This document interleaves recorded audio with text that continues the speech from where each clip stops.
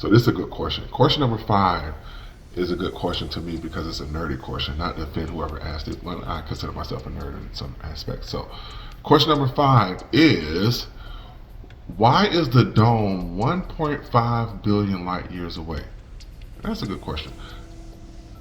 And a nerd response is, why would you think that it is 1.5 billion light years away and not that the Earth is 1.5 billion light years away from where is it? See, this was a divine download. And I knew that this was something that was in a parallel universe, but I knew that these Earthlings was going to ask, well, where is it?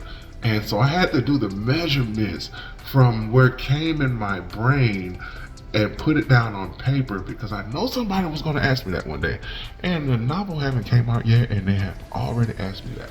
So it's in a parallel universe. It was once a part of Earth, but millions and millions and millions of years ago, there was a collision and it spun off. It broke off the Earth so fast that it spun off into a parallel universe, and it has no sun as a solar system, so it kind of steals from the Earth galaxy, and it hides undetected because they separated the countries in elemental wealth, so it can't be detected. So it's kind of crazy to explain.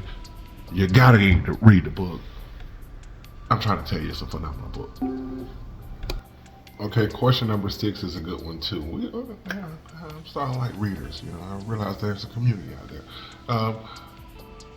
Question number 6 is, what is one of your favorite lines in the novel? Well, first of all, I got plenty, but right off top, I'm not, without giving anything away, there's a scene where a certain character asked a question that was so authentic that everybody in the room kind of just paused and reacted, even myself. And even though it was just like one line, it took me 3 weeks to write. Not because it was tough, but because, just to be honest, I haven't dealt with those level of, traumas in my own life.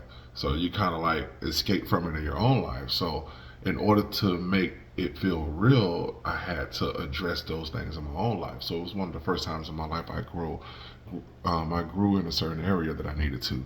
So I had to take 3 weeks to sit back, like, man, you need to address this.